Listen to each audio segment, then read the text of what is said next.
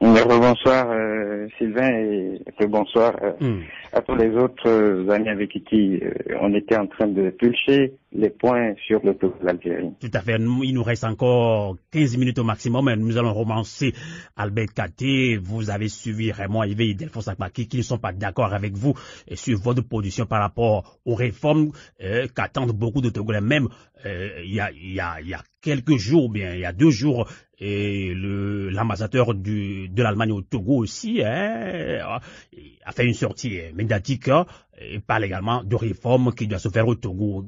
Alors, quelle est votre réaction, Albert Katé? Tout d'abord, je profite de l'occasion pour donner mon point de vue sur la réalisation des réformes, ce que je n'avais pas fait. Alors, ma position est que nous devons recentrer le débat des réformes autour de la question qui veut faire la réforme et pourquoi.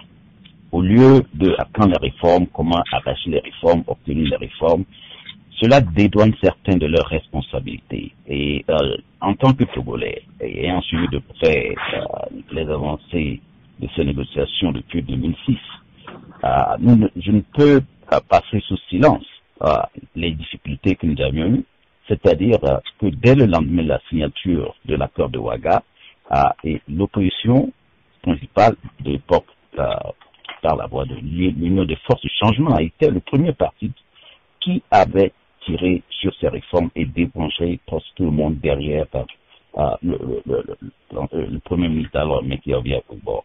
Alors, et c'est depuis là que tout a été mis en quarantaine. Alors, nous devons éviter de reprendre ces rhétoriques politiques qui disent que voilà, c'est l'autre qui doit faire la réforme, alors que si nous prenons le document, nous prenons l'APG, en fait, il y a un gouvernement d'union qui a été prévu.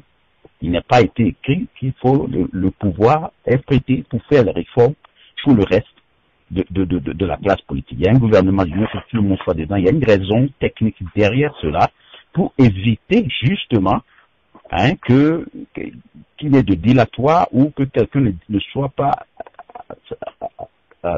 insatisfait du travail fourni par l'autre. Donc il faut Albert Katé, je vous comprends, vous allez continuer, mais qu'est-ce qui empêche vraiment maintenant ce pouvoir à opérer ces réformes? Qu'est-ce qui les empêche? Justement, il faut qu'on se dégage de cette façon de présenter le problème, dire que qu'est-ce qui empêche le pouvoir lorsque le document dit que c'est par consensus qu'il faut le faire. C'est ce qui est écrit noir sur blanc, signé par l'opposition et le pouvoir. Alors, monsieur Aïvi vient de clarifier la position de Togo que je salue beaucoup et que je soutiens, qui voulait ils voulaient quand même qu'il y ait un gouvernement de transition. L'idée, c'est qu'eux-mêmes, ces représentants de la diaspora, s'impliquent dans l'application. Je suis sûr que c'est pour ça qu'ils veulent un gouvernement de transition qui comporte eux-mêmes et d'autres personnes et d'autres de la société civile comme de la diaspora. Vous voyez. Donc, cette idée-là, c'est ça qui est l'esprit de l'APG. Il faut l'inclusion, il faut le consensus. Qui va le faire à la place de l'autre? Qu'est-ce que dit le document? Vous voyez. Donc, la rhétorique chantée par ces opposants, c'est toujours l'autre doit le faire. Posons-le la question, est-ce que vous êtes prêt à aller dans le gouvernement? Comme Togo aussi veut rester dans le gouvernement le faire, alors le frère opposant, l'autre parti, l'UNIR, est déjà dans le gouvernement, mais ça ne marche pas. On n'a pas ces réformes depuis ce temps-là et on se plaint. Alors, et vous, pourquoi vous ne les joignez pas et faites votre part? Nous, Cody Togo, si on veut le faire, puisque ça dit c'est le consensus, peut-être ensemble on peut le faire plus vite et mieux. Bon, l'autre chose, c'est de faire attention de ne pas se leurrer en se reposant sur le vote des réformes de l'Assemblée. Parce qu'une chose est de voter une loi à l'Assemblée, une autre est de l'appliquer. Et tu vois, sans quoi ça va dormir dans les tiroirs. De l'appliquer bien, sans quoi on va retourner encore à des contestations pour dire voilà, on a voté, mais ils sont pas en train de bien appliquer cette loi, alors sortons, marchons, évitons tout cela. Allons faire le travail ensemble tel que nous le voulons ensemble, et ça crée aussi la conscience. Entre pouvoir et opposition, ça crée la cohabitation et ça ouvre la voie de l'alternance. Nous sommes un des seuls pays dans la sous-région qui souffre des problèmes liés aux élections. Tout ce que vous venez de citer, toutes les malversations, les difficultés sur le terrain pour les hommes politiques, les médias, tout ça, nous sommes, ou bien les élections du 20 décembre dont vous avez parlé, tout ça, nous sommes le seul pays qui évitons de faire les choses, de préparer le lit sur lequel nous allons dormir. Par exemple, le professeur Zeus Ajavon avait souhaité, entre-temps, qu'il faut faire comme au Bénin. Donc, au lendemain de la conférence nationale du Bénin, les Béninois ont préparé cette alternance-là. Et comment? En faisant des négociations avec Kérékou à travers Monseigneur de Souza à l'époque, l'amnistie, par exemple, dont parle le professeur Bogué, c'est-à-dire préparer l'esprit et le travail ensemble. Ils ont travaillé ensemble pour faire ces élections. Tout le monde était impliqué. Bon, aujourd'hui, nous avons parlé, par exemple, de certains cas. Nous avons l'habitude de faire des rapprochements sur les crises. Hier, c'était le Burkina, et avant-hier, c'était le Congo. Mais si vous voyez tous ces pays, ceux qui sont au pouvoir là-bas, qu'ils soient opposants ou pas, leurs groupes ont travaillé dans l'organisation de ces élections, pas seulement dans la CENI. Ils ont fait partie des gouvernements qui ont organisé ces élections. Ils ont créé l'esprit de confiance et la cohésion. Nous sommes les seuls pays qui ne le faisons pas. Tous nos opposants sont dehors.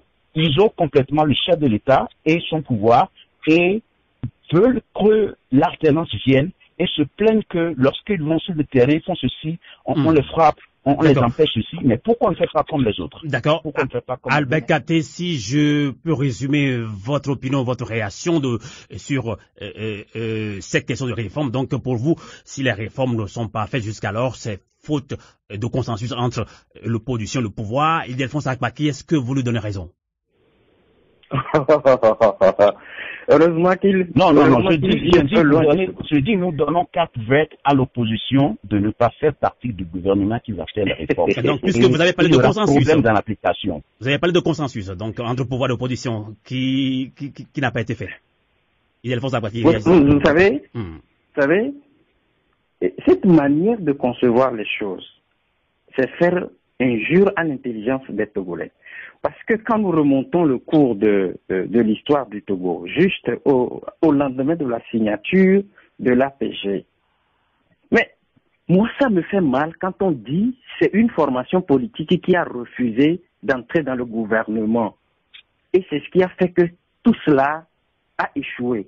De 2006 à 2019, on dit c'est parce qu'une formation n'est pas rentrée au gouvernement à l'époque, c'est pour cela qu'on ne met pas en œuvre ou en application les réformes. D'ailleurs, un accord, c'est quoi? Ce n'est pas un consensus. Si les parties prenantes n'étaient pas assises pour dire, moi je veux ci, l'autre dit je veux ça, est-ce qu'il y aura accord? Dites-moi. On veut maintenant négocier le consensus du consensus. Je ne comprends pas. Et moi, je suis chaque fois éberlué quand j'entends des gens qui vivent dans des pays civilisés, qui raisonnent de cette manière-là. Je n'insulte pas. Mais vous parlez de quel consensus, monsieur Akpaki, vous parlez de quel consensus?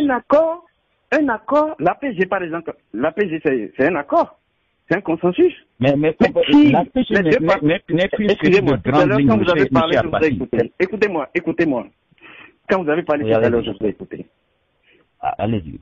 Il y a eu APG qu'on appelle accord politique global. Quand on dit accord, ça veut dire que nous nous sommes mis d'accord sur des points, certains points. S'il n'y avait pas consensus, est-ce qu'il y aura un accord? Dites-moi. Maintenant, pourquoi on veut maintenant négocier encore un consensus? Prenant un faux prétexte de ce que on n'est pas rentré dans le gouvernement à l'époque, c'est pourquoi on ne met pas. Je rafraîchis la mémoire de tous ceux qui avancent ces arguments-là. Un projet de loi était parti du gouvernement pour des réformes.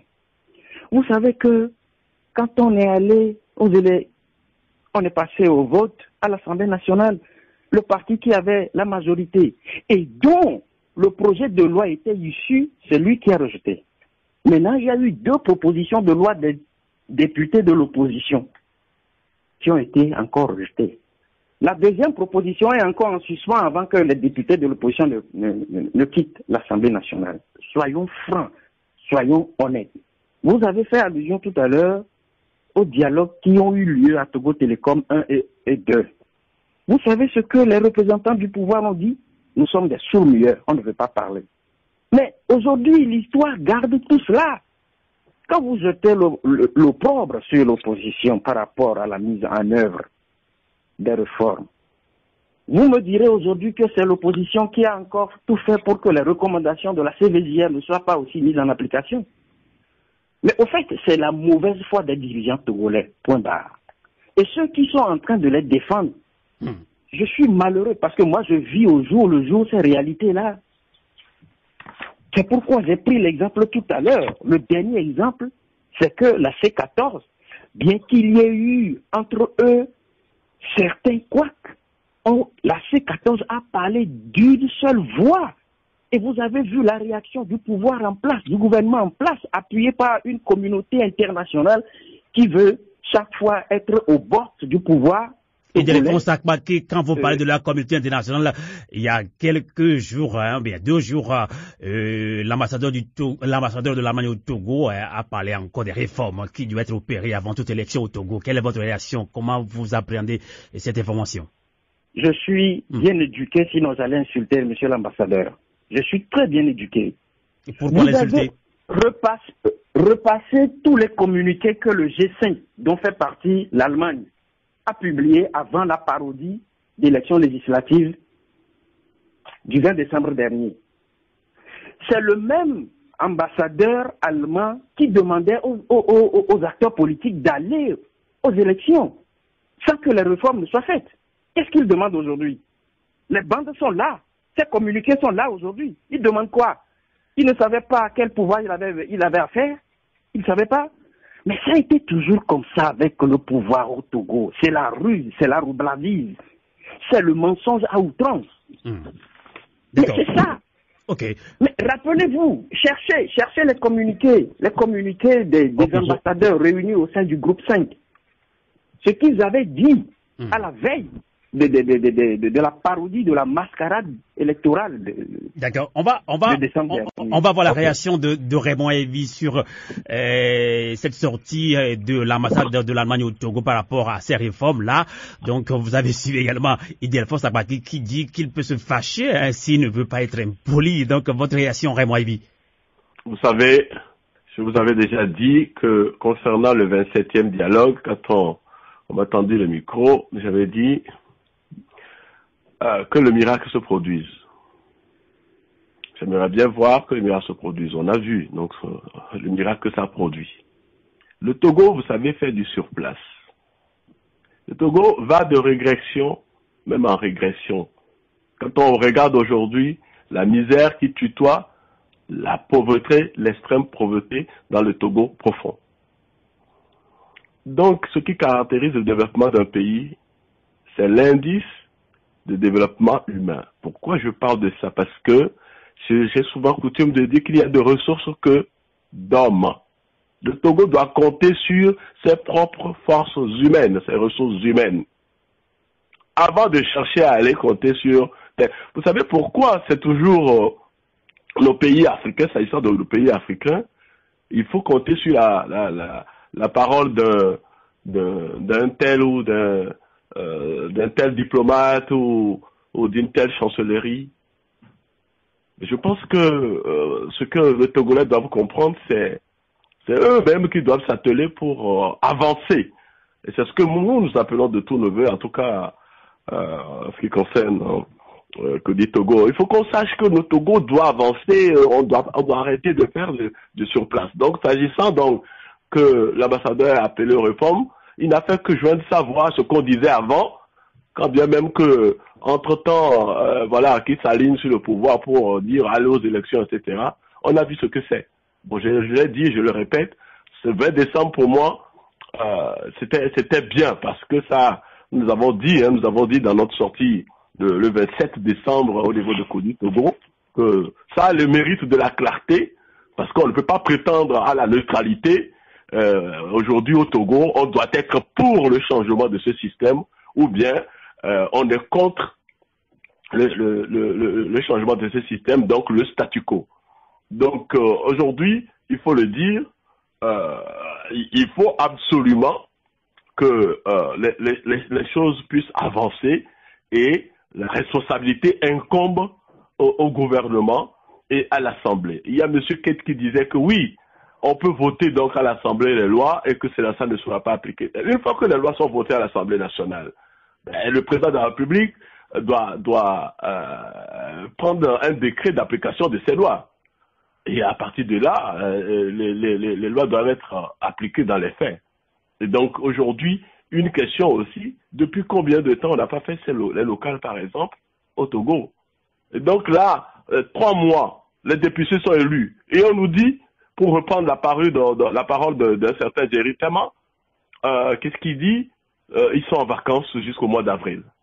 L'urgence du Togo aujourd'hui commande que, après des élections nationales en pleine crise, après des élections législatives, qui met en place une assemblée nationale en pleine crise, il faille partir en vacances et revenir 4 mois après. C'est dommage. Franchement, on se fout un peu du peuple togolais, non? D'accord. On va clôturer ce débat puisque nous serons coupés. Sylvain. Pardon? Sylvain. Oui. Sylvain, une minute. Vous savez, monsieur il y a fait allusion tout à l'heure à monsieur Jerry Tama. Moi, j'ai toujours dit, même en interne au Togo, que monsieur Jerry Tama n'est pas un exemple à suivre. Je le dis, je le martèle. Monsieur Jerry Tama, s'il est député il y a 3 mois, et 3 mois après, il tient encore ce langage, c'est parce qu'il n'a rien compris. Il n'a rien compris. Parce que la loi dit, même en intersaison, lorsque la mesure d'urgence tombe, les députés se réunissent. Qu'est-ce qu'ils veulent dire? Même en intersaison, lorsque le projet de loi tombe, l'Assemblée nationale, les députés sont convoqués à une session extraordinaire. S'il ne connaît pas la loi, il n'a qu'à aller. Il n'a qu'à aller à l'école. D'accord. Non, mais c'est pas possible, ça. On a compris, on comprend votre frustration. On va clôturer ce débat citoyen sur Radio Canal K, sur Radio à volonté. Albert Katé, écoutez, la lutte pour l'alternance, la démocratie et l'état de droit est retournée à la case de départ malgré la forte mobilisation des Togolais à en finir avec ce régime-là. La mobilisation s'est intensifiée encore une fois en août 2017 et 2018. Alors, pour vous, Albert Katé, vous êtes un leader d'opinion de la diaspora. Quelles leçons tirées des 18 mois de lutte stérile au Togo pour conclure ce débat? Oui, mais écoutez, permettez-moi d'abord, avant de répondre à cette question, de rappeler à M. Apaki que j'ai l'impression qu'il n'a pas lu les textes de l'APG, parce qu'il faut soit se tenir aux prescriptions de l'APG, ou donner son opinion, ou multiplier les prescriptions de l'APG par zéro. Je ne le dis pas, c'est écrit, il faut un gouvernement d'union, et le professeur Zeus Ajavon, permettez-moi de le citer, et avait même dit que il faudrait qu'à un moment donné, qu'on se mette ensemble, tout le monde aille au gouvernement, on parlait à la maison et on applique les réformes. Et pourquoi il le dit? C'est l'un des pionniers des travaux aussi de l'APG, comme depuis le Conférence nationale qui le dit. Et il y a une raison pour laquelle, dès la signature de l'accord de Ouaga, l'opposition a eu la primature et le professeur Ninevi, tout le monde est rentré dans le gouvernement. Ce n'est pas pour se faire plaisir, mais c'est qu'ils ont compris qu'il fallait le faire. Et tout récemment, la C14, lors des négociations avec le président Nana Addo, tenait à ce gouvernement de transition a priori. Et sauf que ils ont demandé quelque chose de trop et ils n'ont pas obtenu. Mais ils l'ont abandonné. Et il y avait une raison pour laquelle la C14 exigeait ce gouvernement de transition pendant les négociations. Alors là, j'en ai fini pour l'APG. Donc, je le dis et je le réitère, les Togolais doivent décider, avec les mains de qui faut faire ces réformes et l'appliquer à l'avenir. La Constitution 92 est là. Ça a été, comme M. Aïvi le disait, lorsque le décret est pris, le président doit promulguer. Oui, d'accord, la Constitution 92 a été votée. Et aujourd'hui, est-ce que les autres sont contents? Les gens disent qu'ils sont pas contents de son application. Ça a été toiletté. Ils sont pas. Et voilà. Alors on dit, venez refaire les choses. Vous dites non. Les autres n'ont qu'à le faire. Je pense qu'on doit choisir entre là. Bon, pour répondre maintenant à la question des 18 mois, des leçons tirées des 18 mois, je pense que ces leçons sont amères, le constat est amer à plusieurs niveaux. Et j'avoue sincèrement que l'intérêt du peuple n'était pas au centre des postures de certains politiques et lors des négociations. Ce qui m'a surtout écœuré, c'est cette tentative de marginalisation de la société civile et de la diaspora lors des négociations. Et j'avais fait des sorties que ça aurait des conséquences de mettre en marche la diaspora dans ces discussions. Et l'une des situations, c'est que ça a permis des manipulations d'opinion et l'échec du dialogue et de la feuille de route, parce qu'il fallait un dialogue au moins à 3 têtes. Alors, les discussions entre pouvoir et opposition ont été bloquées et il y a les résultats escomptés, par exemple les réformes, comme la satisfaction des acteurs, rien n'a été au rendez-vous. Alors, en fin de compte, le résultat, tout ce qu'on a eu d'ici là le 20 décembre, je le dis et je le déclare pour ceux qui ne l'ont pas vu, c'est qu'il y a eu une lutte de positionnement à la fin. On se retrouve de 2010 à 2018, disons depuis 98, que le président J-Chris Olympio est venu à la tête de l'opposition et a pris le leadership de l'opposition, qu'il a conduit jusqu'en 2010 où il devait changer, où il était forcé, on lui a forcé les mains de laisser faire un autre candidat. Il y avait une tentative de l'opposition d'aller choisir un candidat unique, et c'est en ce temps que il y a eu un petit problème dans son groupe, et Jean-Pierre Fabre, son dauphin, son lieutenant, a émergé pour les élections de 2010. Il a aussi gardé le leadership, et jusqu'à l'accord jusqu'en 2018. Et voilà que, les élections de 2020 ont effacé l'ANC, mais la posture et l'échec de ce dialogue a simplement a permis à l'UFC de reprendre le bâton de leadership de l'opposition, donc de 98. Donc, je le reprends de 2018 jusqu'à 2023. Ce n'est pas ça l'objectif du peuple, ce n'est pas ça l'intérêt du peuple. Donc, vous voyez que de 98 jusqu'à 2018, c'est le même groupe qui seulement revient à la maison avec le leadership de l'opposition. Nous parlons de l'intérêt du peuple. L'ambassadeur d'Allemagne a souligné qu'il faut les réformes. Tout le monde qui s'y intéresse doit nous accompagner pour réussir ces réformes. Je pense que, comme M. Ivy, qui est économiste, doit le voir aussi, pour qu'il y ait l'équilibre des institutions, pour que le peuple profite de ces richesses, il faut quand même que la classe politique, que ce soit opposition comme pouvoir, les deux soient inclusifs dans la gestion de la cité, dans toutes les affaires. C'est ça qui amène l'investissement et l'emploi. Et c'est important que l'Allemagne, qui veut financer les projets de développement au pays, prenne en considération cet équilibre politique, et c'est pour le bien du peuple, et je pense que nous devons soutenir quand même qu'il n'y ait plus d'exclusion dans la gestion de la cité. En tout cas, merci beaucoup Albert Katé pour votre conclusion. Je rappelle à nos fidèles auditrices et auditeurs que vous êtes les leader d'opinion de la diaspora togolaise. Vous nous accompagnez en ligne depuis les États-Unis. Ildefonse Akpaki, vous avez suivi tout à l'heure Albert Katé, il n'est pas d'accord avec vous sur les questions de l'accord politique global de 2006. Donc, que direz-vous également pour conclure ce débat? Vous êtes sur le terrain. Quelles leçons tirées des 18 mois de lutte qui s'étaient intensifiés au Togo? Ildefonse Akpaki. Non, mais je dis, et je persiste que c'est faire injure à l'intelligence des Togolais, surtout de l'intelligentsia togolaise. Parce que l'APG a recommandé qu'il y ait un gouvernement d'union, tout juste après sa signature.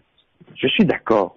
Mais après, c'est parce qu'une formation n'est pas entrée dans le gouvernement que tout a chamboulé jusqu'à aujourd'hui. C'est de ça que je parle. Mais il ne faut pas prendre pour des abrutis les Togolais. Quand on sait que le pouvoir en place est dans une posture de la conservation du pouvoir. J'ai fait remarquer que après l'échec c'est-à-dire après le refus des autorités togolaises de mettre en application l'APG dans sa forme, oubliant qu'eux-mêmes, ils ont élaboré des livres blancs à cet effet, qu'est-ce que le pouvoir fait? C'est toujours le dilatoire. Le pouvoir qui introduit un projet de loi, ces députés rejettent. L'opposition, à travers les députés qui déposent des propositions de loi, vous savez, le dernier en date, ça m'a fait sourire. Le règlement intérieur demande à ce que lorsque vous êtes initiateur d'une proposition de loi, avec les exposés de motifs, vous n'avez plus à amender. Mais il revient maintenant à la partie adverse de procéder aux amendements. Allez leur demander si les députés du RPT UNIR ont amendé la proposition de loi. Ils ont refusé. En lieu et place, qu'est-ce que le président de l'Assemblée a fait? Il a fait suspendre les discussions dans la commission des lois, violant ainsi les règlements intérieurs. Or, nous parlons toujours de la mise en œuvre des réformes. Je suis malheureux. Vous savez qu'il y a des polémiques derrière ces projets de loi. Albert Katé, je pense que vous avez déjà clôturé, ce débat avec nous. On laisse Delphine et Akpaki également clôturer ce débat, s'il vous plaît. On peut revenir plus tard dans un autre débat. Et Delphine Akpaki continue, s'il vous plaît. Oui, ça c'est des réalités. C'est bien touchable. Parce que je ne comprends pas pourquoi. Et d'ailleurs, je vous ai au finish compris, parce que lorsque vous avez fait allusion tout à l'heure au fait que lorsque une loi est votée, et le problème c'est son application. C'est ça justement le jeu que joue le pouvoir togolais. Lorsque vous êtes arrivé à un consensus et que la loi a été votée, qu'est-ce qui peut empêcher son application? Si vous n'avez pas derrière la tête une nouvelle chose. Mais c'est tout ce qui gâte le Togo depuis là. Les gens ont fait du dilatoire un système de gouvernance. Mais c'est ça. Alors, pour l'opposition, je suis heureux qu'une autocritique a été faite. Ceux qui sont membres de la C14, qui pendant 18 mois ont opéré ensemble, et qu'après des journées de réflexion leur ont permis de faire une autocritique pour voir leurs points faibles et leurs points forts, je crois qu'ils sont seuls responsables devant l'histoire. Moi, je parle toujours d'histoire parce que ça nous rattrapera tous un jour. Merci, Sylvain Mons. Merci beaucoup, Delphine Akpaki. Je rappelle que vous êtes directeur et promoteur du journal et vidéo en ligne à la Gazette du Togo. Rapidement, Raymond Ivy, que direz-vous pour conclure ce débat? Et justement, si au Togo, l'armée mate les populations pour protéger le dictateur, en Algérie, elle s'est jointe au mouvement pour faire fléchir le président algérien. Alors, si les deux peuples africains aspirent au changement, comment analyser la différence entre ce qui se passe actuellement en Algérie et la crise politique qui perdure au Togo pendant plusieurs années? Et ça fait 18 mois que le peuple togolais a intensifié sa lutte scélérée au Togo, dira-t-on. Raymond Ivy, que direz-vous pour conclure ce débat? Oui, merci. Sylvain Amos, je dirais, bon, un débat comme ça ne se conclut pas, mais en trois parties, je dirais ceci. D'abord, il y a un adage bien de chez nous qui dit, à force de trop laisser l'eau dans la bouche, elle devient salive. La question donc des réformes, depuis quand même des lustres maintenant au Togo, elle devient quand même urgente. Si on ne veut pas que le Togo bascule dans ce qu'on appelle l'irréparable. Ça, c'est le premier point. Vous savez, au CMDT, nous avons, depuis 10 ans bientôt, nous avons travaillé, nous avons lutté pour la consolidation à l'état de droit, l'intérêt général et le développement harmonieux. C'est notre modeste contribution que nous essayons d'apporter depuis l'extérieur au Togo. Donc cela appelle donc que nous puissions vraiment aller vers des avancées. Si nous sommes vraiment sérieux, si nous voulons vraiment que le Togo puisse être lancé sur l'orbite des avancées démocratiques significatives, ces réformes sont nécessaires. Donc cela appelle tout de suite que la question donc de l'ensemencement de la démocratie à la base, parle bien de la démocratie participative à la base, ça passe par les locales, que nous n'avons jamais fait depuis plus de, je ne sais pas, 35 ans. Donc, il faut vraiment ensemencer cette démocratie. À la base, c'est le deuxième point. Donc, il faut aller au local. Et ces locales posent donc un certain nombre de questions. Donc, il faut régler, comme la question inhérente, par exemple, à la dotation des collectivités, la question inhérente, par exemple, à la solidarité, les fonds de solidarité des collectivités, la question inhérente, par exemple, à l'intercommunalité. Ça pose un certain nombre de problèmes, mais il faut ouvrir ces chantiers. Ne pas refuser de voir ces réalités, il faut les mettre sur la place publique. Le devoir de transparence le nécessite. Et je finirai par le troisième point, qui veut dire que le Togo, vous savez, c'est notre bien commun. Et donc, il y a ce bien commun quand même qu'il faut préserver. Donc, le Togo doit renaître. Il doit renaître donc de toutes ces difficultés-là. Et donc, pour cela, il faut qu'on s'accorde qu'il faut changer un système qui n'est pas bon. Ce système totalitaire qui régente le pays aujourd'hui, il n'est pas bon. Il faut avancer, donc il faut ouvrir les vrais chantiers et ne pas botter en touche. Et donc, artisans du Togo que nous sommes, citoyens, partisans donc de la véritable paix. Et il faut donc qu'on ait cette avancée et cette véritable paix. Je ne parle pas de la paix de cimetière. Voilà. Donc, il vaut mieux que nous se le disons en réalité et franchement. Monsieur Amos, je vous remercie au nom du Togo et du CMDT pour nous avoir permis de pouvoir échanger sur ces questions qui nous tiennent à cœur. Tout à fait. Parce que le Togo, nous l'avons à cœur, nous l'aimons beaucoup et nous voulons que demain, ce Togo renaisse pour nos petits-enfants, pour les générations futures. En tout cas, merci également à vous, Raymond Ivy, coordinateur général du CMDT, Conseil mondial de la diaspora togolaise, vice-coordinateur de CODI Togo, coalition de la diaspora togolaise pour l'alternance et la démocratie. Merci à Albert Kate. Merci beaucoup également à Ildefonse Akbaki et merci à vous, auditrices et auditeurs de Radio Canal K, de Radio Avouleté, la voix de la résistance du peuple togolais. Merci de nous avoir également accompagnés, où que vous soyez. Et nous allons revenir très prochainement, samedi prochain, avec Ildefonse Akbaki dans une interview exclusive, puisque Ildefonse Akbaki a assisté à ce forum citoyen et qui plonge sur la problématique de l'alternance au Togo. Merci beaucoup à vous et nous vous donnons rendez-vous samedi prochain, même studio. Et merci de votre fidélité et restez en résistance sur Radio Avouleté. Et bonsoir. Radio Avouleté, la voix de la résistance du peuple togolais.